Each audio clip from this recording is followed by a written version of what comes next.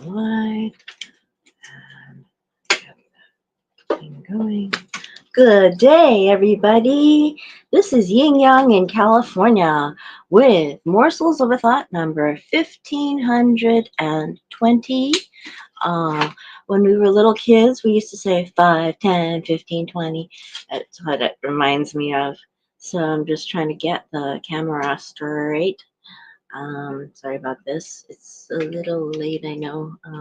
Well, it was actually on time, but I want to make sure everything's right. I can. Yeah. Okay. Good day. It is 5:10 in the morning, Pacific Standard Time. I think we go into daylight saving next weekend. Oh my gosh, right after International Women's Day. They short us a night on International Women's Day this year. Uh-huh. I mean, they short us an hour on that day, but it's okay, I guess. But I wish they would choose one, pick one, pick one. Of course, I like whatchamacallit better, this standard time, but everybody else likes the extra morning daylight. I don't particularly prefer either, but at the same time, I just want one of these time zones. I don't want to switch back and forth every single 4 months or 6 months. And not only that, guess what though? We're not even on standard time much of the time anymore. We're actually always on daylight saving time anyway. They've been extending it and extending it and extending it. I recall that we used to go into daylight saving in June. June, when I was in the third grade. Do you recall that? June. Anyway, so we are with Susie Albert Miller in Listen, Learn, Love, How to Dramatically Improve Your Relationships in 30 Days or Less. Forward by Beth and Jeff McCord, Publishers Weekly best-selling authors of Becoming Us. And she fits right into my morsels of a thought mode, purpose of giving you some entertainment, morsels of a thought of wisdom from other people, because my fortune cookie many years ago said, get to know the right thing to do, which is called wisdom. Doing it is called virtue. And I want to bring more virtue into the world because that is actually a very secret, ancient Chinese secret. Actually, it's from India. Chinese Qigong originated in India, and it was one man who came over the Himalayan mountains. He was very dark skinned, encountered so much prejudice that he went into a cave and sat for 9 years. That is the story. And he actually did go into a state where you can survive that long without eating, without drinking, without anything else. He sat in the cave for 9 years. And meanwhile, he did martial arts in his mind. And this is how Qigong was brought to China. And so is Buddhism. Buddhism is from India too. So, even though you need a lot of Japanese who study Buddhism, it went through China. It came from India. There's a lot of things that came from India, including, I know Ayurvedic medicine is parallel to Tibetan medicine, and Chinese medicine is actually Tibetan medicine. But anyway, listen, learn, love. Listen, learn, love. We're on page 86. Tips to practice skill number 3, love well. Love well is the most nuanced of the 3 skills. Listen, learn, love. It draws on both listen and learn them. Through the process of discovery, using the first 2 skills, you will gain information and insight about the important people in your life, which you can apply in creative ways to love well. Let's unpack this skill further and equip you with some tips and tools to practice and bring about positive shifts in your relationships. Relationships. Hey, Susie Albert Miller, we came up with a new word. Thanks to you. Relationship. Yin Yang says relationship. positive shifts in your relationships. While loving well may be challenging, it is always worth it. Now, she quotes an ancient Chinese philosopher, Lao Tzu, right here. What timing, huh? We're talking about the Tao. We're talking about, well, the Tao is in China. Being deeply loved by someone gives you strength, while loving someone deeply gives you courage. Courage. So think of it this way. I guess if you are loved deeply by your mother when you when you come into the world, it gives you strength. So that's why mamas are so important to us. And then loving someone deeply gives you courage. If you love your mama first, it's the first person you meet, or an adoptive mother or adoptive father, that gives you courage. So, good thing. Interesting. We all have somebody to draw back on if we can. We are fortunate when we do. Let's just put it this way. Pitfalls and potholes. Tip number one, awareness of what will get in your way. Love well are action words implying effort and intentionality. To love well, we must be acutely aware of the pitfalls and potholes that can trip us up or steer us off course. It is crucial to know how our moods, frustrations, stress, and fatigue impact our decisions. This is so crucial here. I'm going to read the sentence again because to love well, we must love well are action words implying effort and intentionality. To love well, we must be acutely aware of the pitfalls and potholes that can trip us up or steer us off course. It is crucial to know how our moods, frustrations, stress, and fatigue impact our decisions. Now, this is something that I have to say, at the risk of destroying confidentiality. I have had therapy that says this, that says if you are in an angry mood, you actually give your power away. That's a big thing. So it's very important. And we must be acutely aware of. Um, it's crucial how to know our moods, frustrations, stress, and fatigue impact our decisions, because when we are frustrated, we wind up making frustrated decisions, and we don't necessarily look mature to other people. We could look immature making a decision like that. Like a little child, a little boy or a little girl being upset and stomping their foot. That's harsh on their foot, right? And, says the author, we must be honest about the thoughts, beliefs, and fears that may get in our way and stop us from choosing to love well. That's very important. Okay, the example. The Smiths were a power couple. Mr. Smith was a successful entrepreneur. Mrs. Smith was a lawyer. Their three kids were active in sports, successful in school, and popular with their peers. The whole family was involved in their local church and community. The Smiths had a reputation of being, quote, the perfect family, quote, end quote. However, behind closed doors, things were crumbling. Their teenage daughter had been drinking for a year, and her behavior was getting out of control. After trying numerous treatment options, her doctor recommended they admit her to an inpatient program for teenage alcohol addiction. Fear, disagreements, and fights erupted in the Smiths' relationship, and they hired me for marriage coaching. While they were grateful to get out from under the pressure of maintaining the facade of being the perfect family, it was difficult to acknowledge the full truth and stark reality of their situation. Admitting their daughter had an addiction and needed to literally, quote, get away, end quote, from them in order to get better broke their hearts.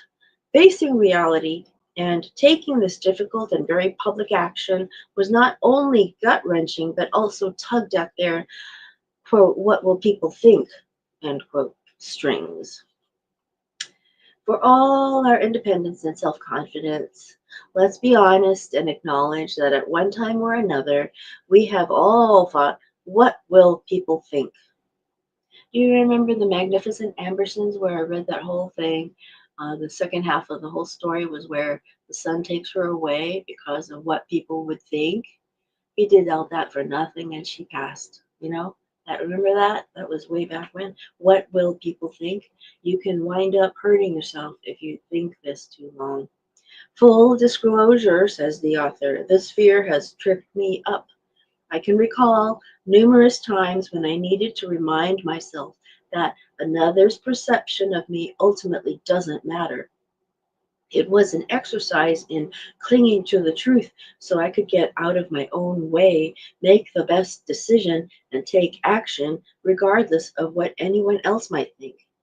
Back to the Smiths. Fear of other people's opinions could have stopped them from making the difficult decision for their daughter. They could have lived in denial or talked themselves into trying another local counselor in order to keep up appearances. In other words, um, Susie Albert Smith, Susie Albert Miller's um, um, coaching. Um, You want to stay with the coach that you know is doing the right thing with reason. They knew the neighborhood gossip mill might not be kind, but they chose to love well and admitted their daughter for treatment.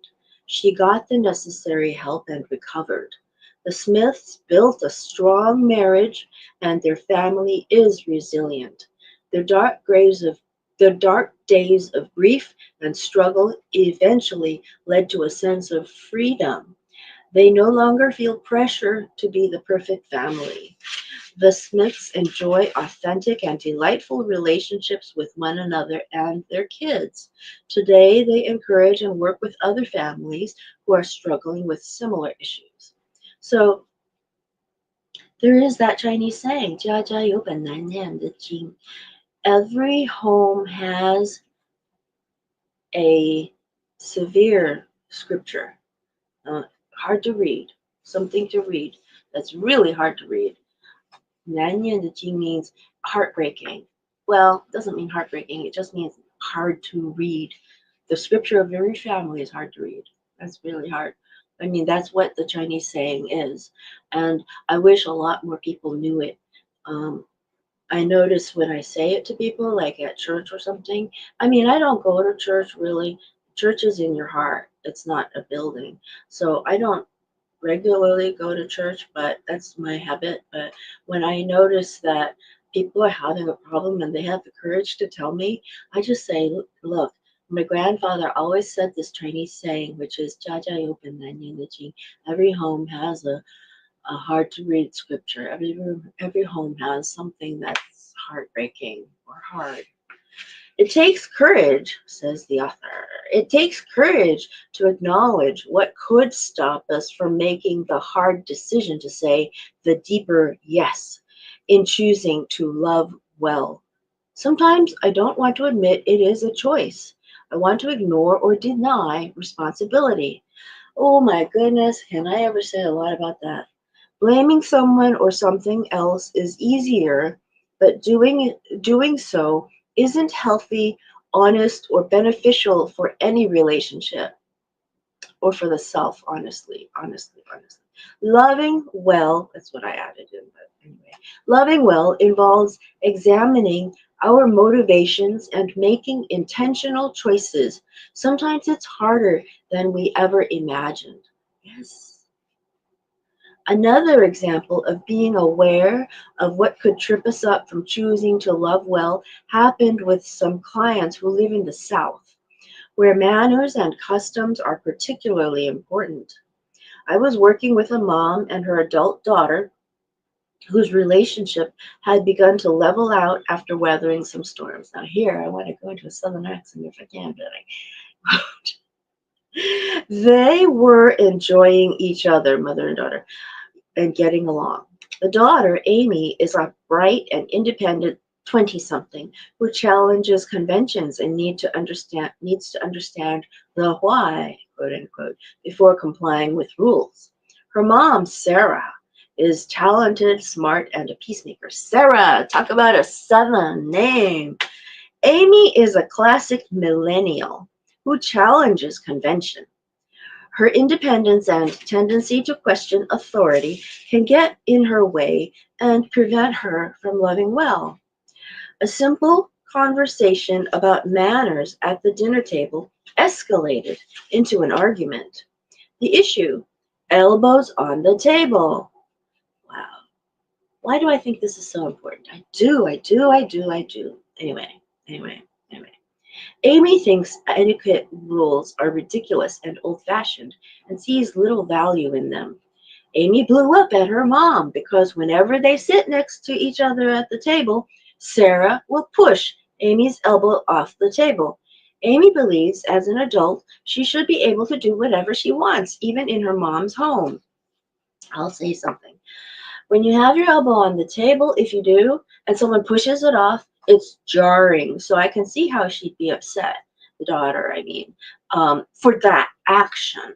Um, you know, but I actually personally think that the reason the Westerners don't put elbows on the table is that when you used to work in the farms, you got yourself dirty and you could wash your hands and arms, but your elbows you didn't necessarily wash. So putting elbows on the table meant getting the table dirty. So people would stop doing that and it'd be easier to keep everything clean and eat.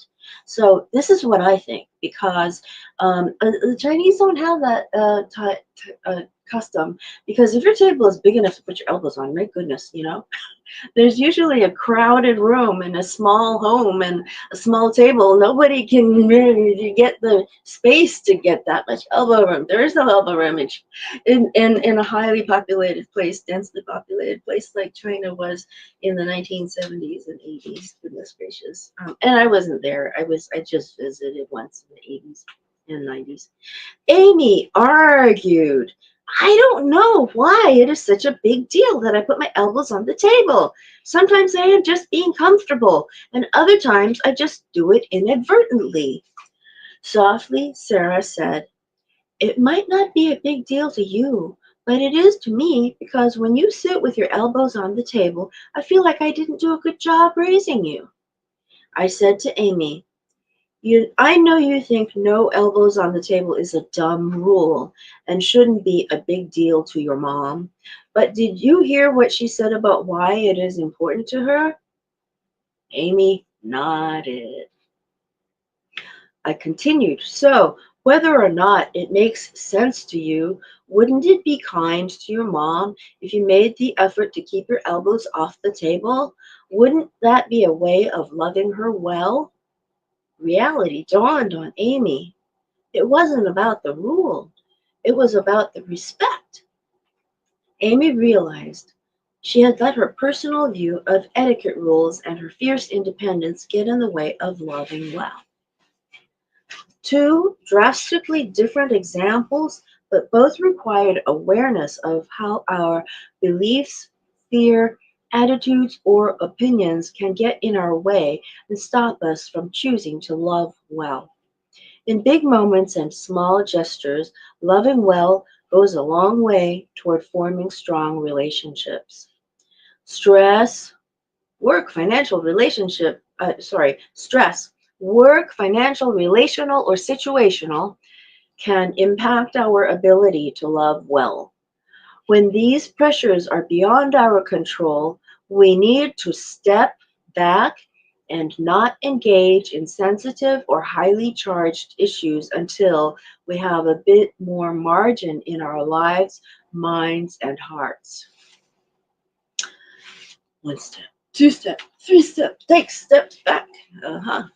Health challenges and worries can impact our ability to be attentive to another person's needs in a given moment or time frame.